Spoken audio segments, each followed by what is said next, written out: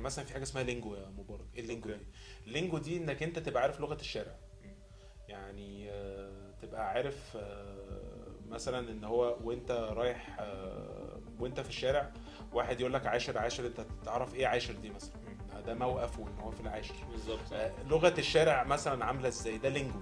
الشخص كل ما يبقى عنده لينجو، كل ما يبقى عنده درايه بالكومبيتيتورز والاعلانات، وكل ما بيبقى شاف كتير، كل ما بيعرف ان هو يحلل احسن، ولما بيحلل احسن بيعرف يطلع حاجات اقوى. انا قصدي اكتر التوهان اللي هو ليه علاقه بالتخصص. يعني انا دلوقتي حد خلاص اتخرجت من كليه فنيه، عرفت ان انا نفسي اشتغل كديزاينر او ايا كان، ككوبي رايتر، كالستريتور.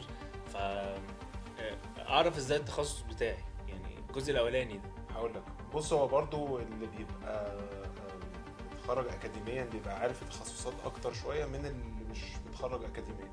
يعني دايما وبس، حتى اللي بيبقى يعني خلاص مخلص شغله اكاديمي، بيبقى في مشكله ان هو لما بيروح بيحتك سوق العمل، بيبقى بيلاحظ ان في تايتلز كتيره قوي، وغير التايتلز كمان بيبقى في تخصصات كتير.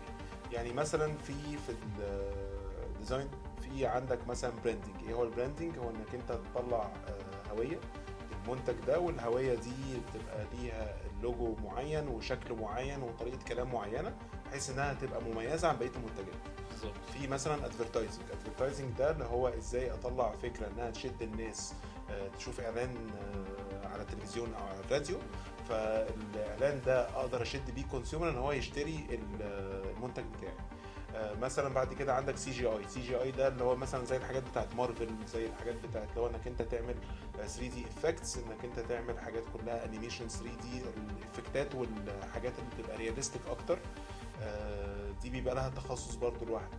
في اصلا ناس بيبقى عندها حته ان هم بيتخصصوا في حاجه معينه، مثلا جرافيك ديزاينر متخصص جوه المجال بتاعه، في واحد بيتخصص في كولاج، في واحد بيتخصص في رسم، في مثلا ستوري بورد ارتست، ده مش ديزاين اصلا. احنا عايزين نسمع في الجزء ده اكتر، يعني عايزين كمان حتة المصطلحات.